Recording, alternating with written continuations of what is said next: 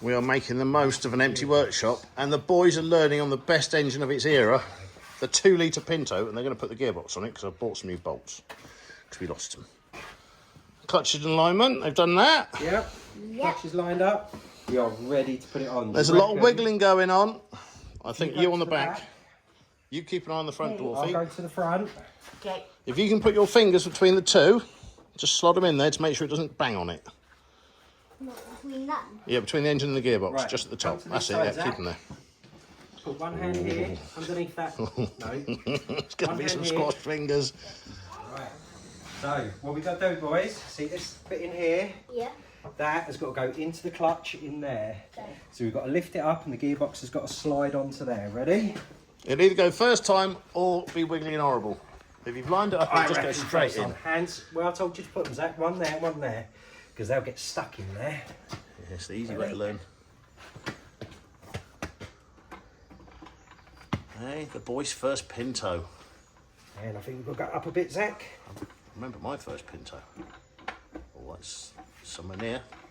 Down at the back a smidgen. That's it. That's yes. Oh, that's too easy. Well done. That is it. That's good. That's how easy a Ford engine is. It's brilliant. Back in the day, first ever engine I had to replace. I think Kev ever had to replace. Yep. My Was first one of engine. these. It was my first engine I had to put in when I was Our first 16. engine. So there you go. You've started on a great engine of an old time 1980s, 1970s really, actually. I think is when it came out. Might have even been early 60s, well, no, 72 I think, probably the first time they used it, wasn't it? 1972. Right. I'm guessing, because the KH3. So when did we last use this engine, Hoist?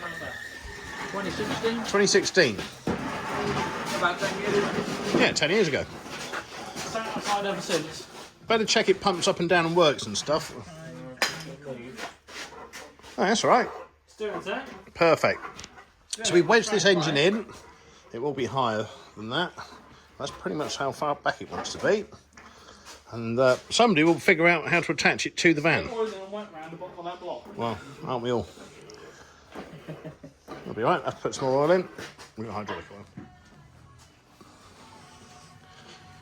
So Morgan is going to make up some brackets and bits and bobs. We've pretty much got a flat bit of metal from there to there and thick stuff, and that'll do, because it wants a bit of flexibility. And there it'll sit. Yeah, that is really thick. That's not going to bend in a hurry, is it? I've found that today at the scrapyard, so that's perfect. What are you drilling? Not drilling, make it up. Make it taller. You're not going to try and make it up with that cone cutter, are you? Yeah. Not really for making holes, it's sort of more for enlarging holes that exist in thin metal. Yeah, but that will make a little hole first. Alrighty. Have a look then. Weld a few brackets That's between pretty. there. Yeah. Okay. Weld some brackets in there, make it a bit stronger. That'll do, yeah. A couple of brackets. It's on. Doesn't matter. It wants a bit of flexibility. As long as it's in there.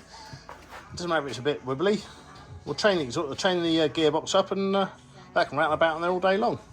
Yeah, that'll do. Brilliant.